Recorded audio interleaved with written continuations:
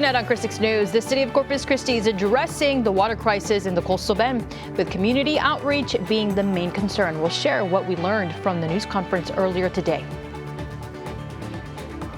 And the Nueces River Authority has an employee under investigation for falsified signatures. We'll show you those details next. Chris 6 News at 5 starts right now.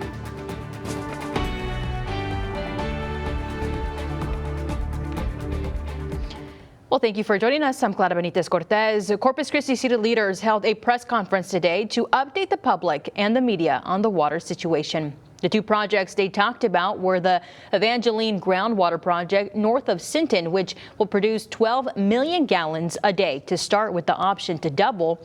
The other project talked about was the Harbor Island Desalination Project.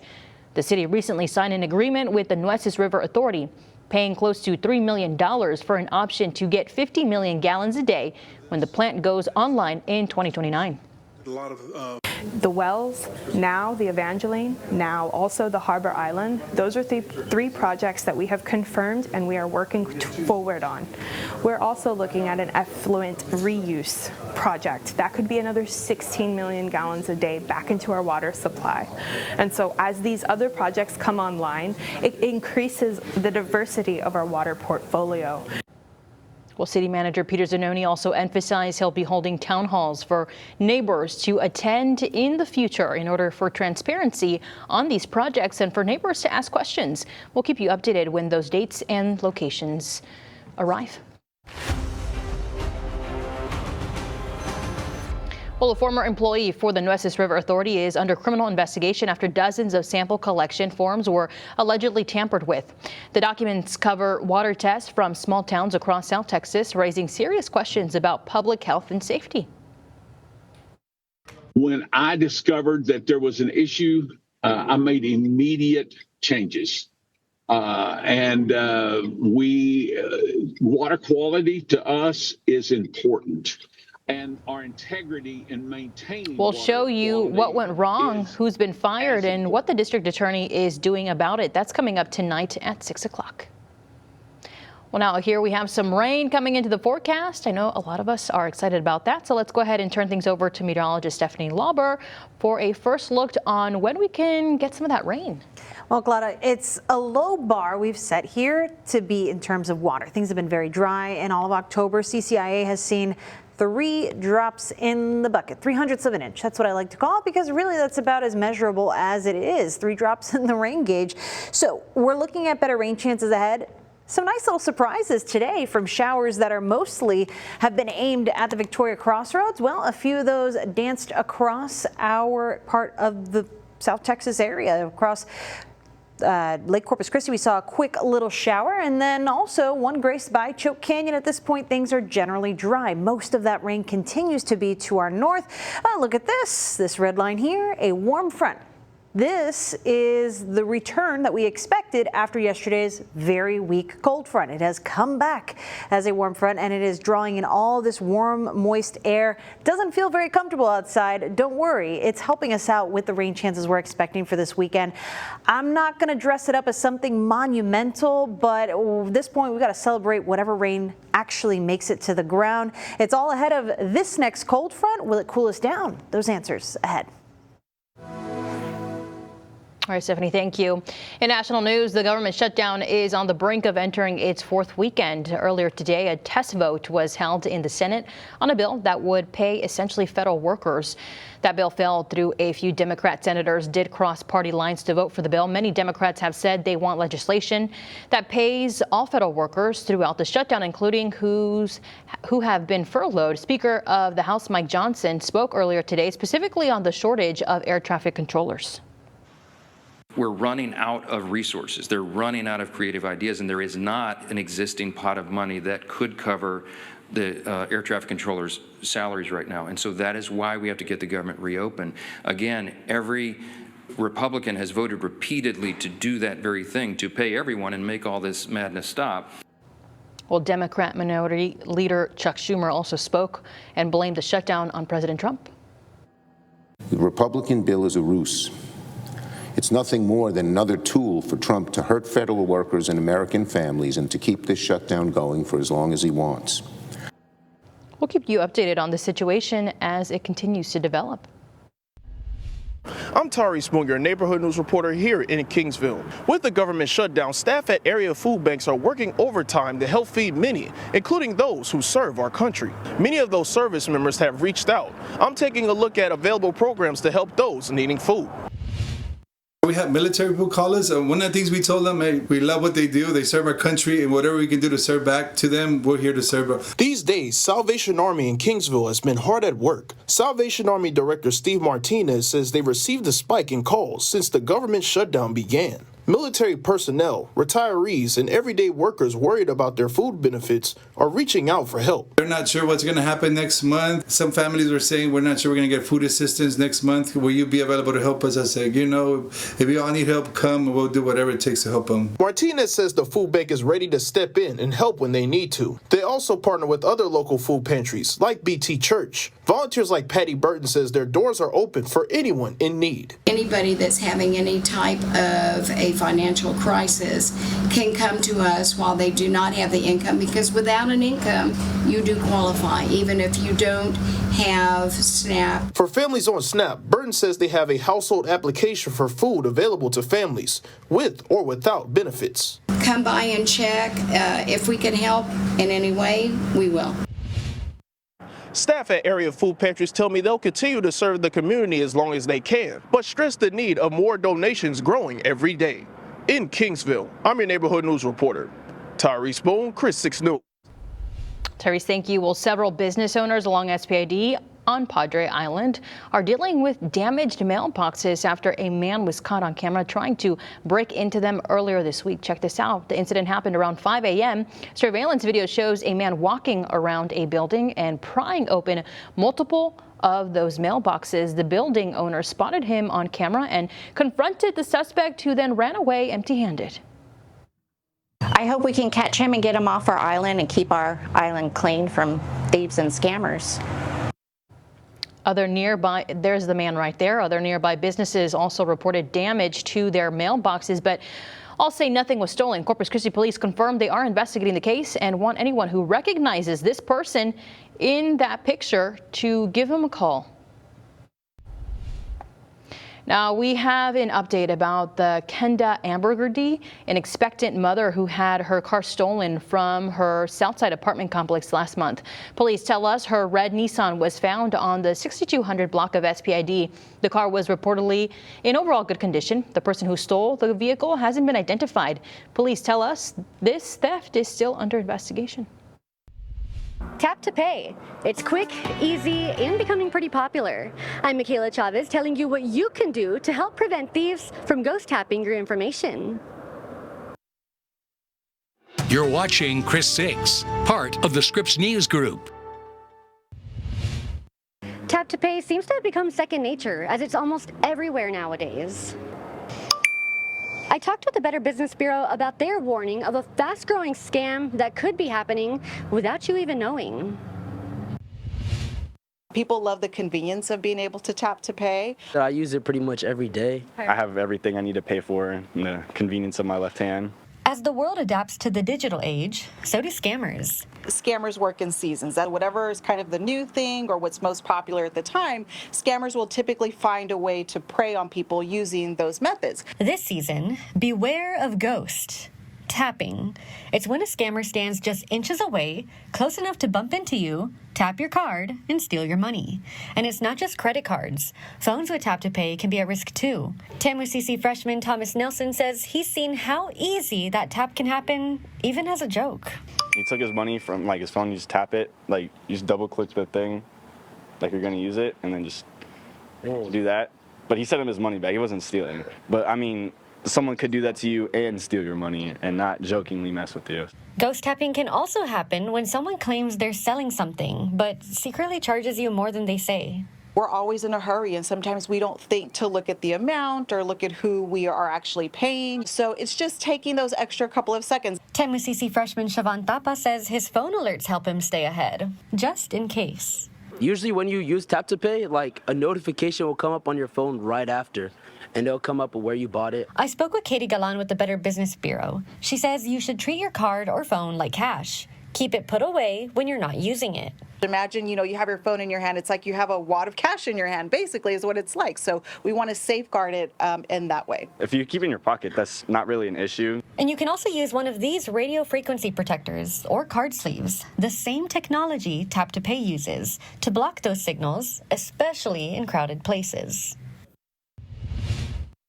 The BBB urges you to think twice the next time you tap your phone, because a little awareness now can save you lots of headaches later on.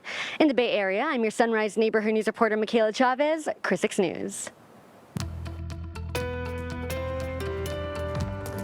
All right, here's a look outside. Busy bees. Adam at this fine hour, 5:11, and traffic is moving. Not looking too slow, but how about that crosstown interchange off in the distance? That looks like it might be a little slow. We'll take you to the maps now and show you what's going on. Before you get to that interchange, SPID at 37 has a little bit of a stop and go situation happening if you're trying to merge onto SPID there. Keep that in mind. Not doing too bad on 37 when you're making that merge to the new Harbor Bridge, crosstown, all that jazz. We're looking good so far, but that stop and go that we're seeing at SPID in the crosstown, it's just a little bit of a brake light situation there. So not too bad. In fact, we've got more of the stop and go on Saratoga as you pass the crosstown and Mary Carroll High School out that way. We're doing good on the major thoroughfares except for the usual culprit. Staples is a busy one, again from Everhart all the way down to Saratoga. The worst of it for those of you who are heading north toward SPID. So maybe take Everhart as an alternate, or actually airline for that matter. That's a look at your traffic report. I'll have a look at your forecast and some of the rain we're expecting ahead next.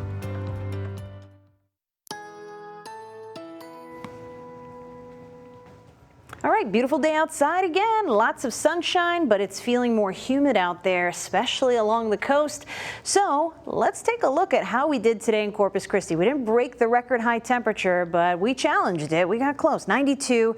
The number to beat was 94. So thankfully we didn't get there today, but it definitely felt like 94 at some points of the afternoon because that humidity is back. The cold front that moved through yesterday was very weak, and it's already surged back to the north, bringing showers to the Victoria Crossroads, the Houston suburbs, and even a couple little specks on the radar locally. But we have better rain chances on the way. I'll tell you about it in just a few.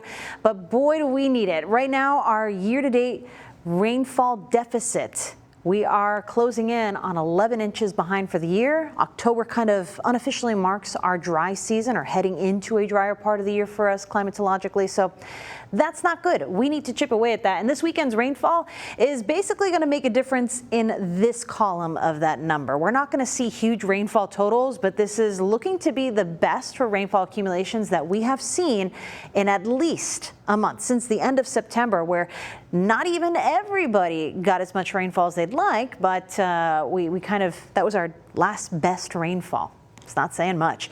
Temperatures right now still feeling warm, a couple of degrees warmer than the actual thermometer says along the coast. That's middle 80s that are feeling more like the lower 90s. Inland areas, you're in the lower 90s, and at times, some of us feeling a little more like the middle 90s. Falfurrias 92 degrees, feeling like 93 out there. George West, last reading we've got is 93 degrees, feeling like 94. So let's take a look at how much water is in the air above us. That's what dew points help us understand, and it's the air you can wear category along the coast.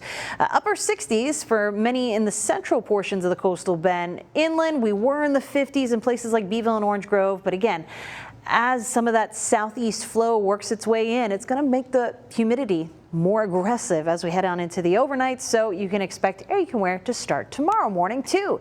Here's a look at how the overnight will pan out. We'll be in those 70s, slowly making our way down to the low to middle 70s. Winds will be fairly light, so it's that humid direction though that makes all the difference. It brought some rainfall, as you need water to get rain. That's the main ingredient for that recipe, right?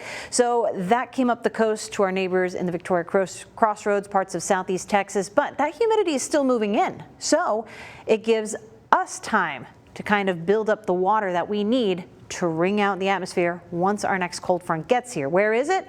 It's still in the Four Corners region, so it's a couple days away. It looks like it'll probably get here very early on Sunday morning. Isn't going to be all that strong, but yet again, another wave coming after it could help us out. So far, we have been warm all of October except for one day, and we've been dry for all of October except for 3 days, and I would still consider that dry. That is the lowest amount of rain that you can consider measurable rainfall at the airport, 1/100th of an inch. So we are looking at rain chances that are looking best on Saturday, likely to come with some thunder into the mix.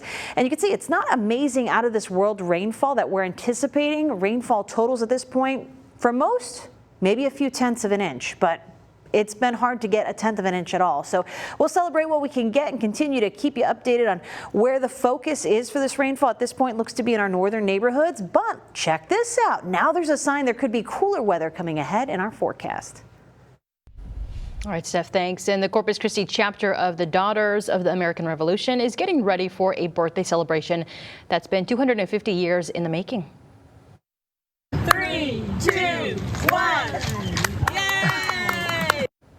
Well, DAR chapters all across the country are unveiling plaques like this one to commemorate our nation's 250th birthday coming up July 4th, 2026. The plaque commemorates, quote, the men and women who achieved American independence. Now, those patriots each believing in noble cause of the liberty, and, quote, the plaque was placed at the Artesian Park because of the history of the park.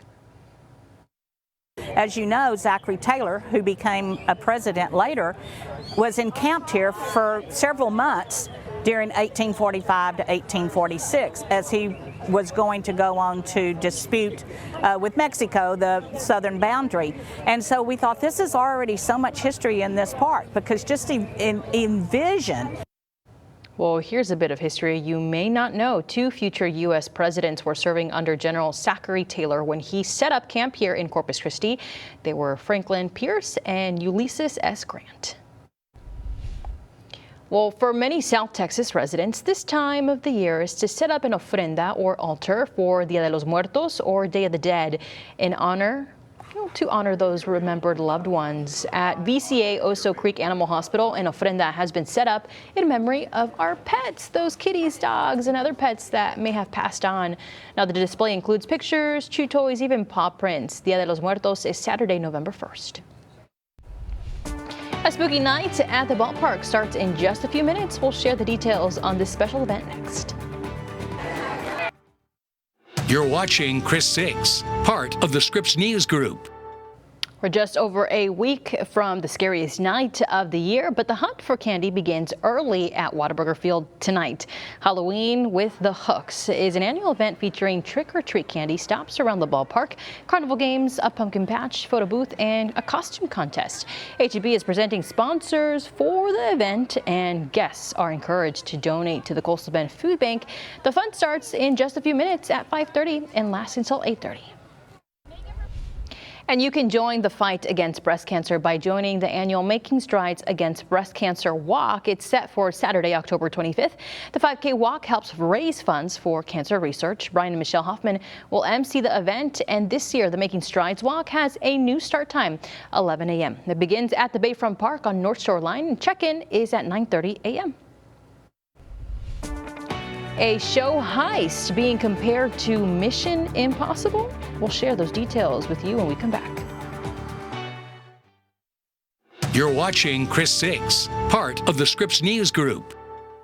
Authorities in Southeast Florida are astounded after a burglary earlier this week. Check this out. The Martin County Sheriff says thieves cut through a small roof to steal hundreds of pairs of shoes from Champs Sports, including New Balances, Air Jordans, and other Nike products. The sheriff spoke on the difficulty of the heist. We had a burglary that we discovered yesterday that appears to be right out of Mission Impossible. The sheriff's office estimates the total cost of all the shoes stolen to be around $50,000. Florida. Had to be my people. I will say that's kind of interesting though, because Martin County, Stewart is the main city there. It's not in Florida standards, it's not a very populous area, so I wouldn't expect that kind of crime. There's a lot of heists going on. I mean, even in Paris, right? That one where they stole the jewels, that one is definitely national headlines right there. Don't do crime. But hey, you know what's been a crime is how hot it's been here in October. No spooky season, but Could that be part of the changes ahead? Well, we'll see. It still weighs out. Normally we'd be in the low 80s for this time of the year for high temperatures. Mornings comfortably in the upper 60s, lower 70s. But look at the 7-day forecast. I've got the best of both worlds. We have a little bit of rain in the forecast, and then we got a little bit of cool down. Mornings in the 50s for Corpus Christi next week. Highs in the upper 70s. We'll see. We'll see. All right. There's a rainbow on the other side. There sure is. All right, everybody. We'll see you here at 6 o'clock. Bye-bye. Bye.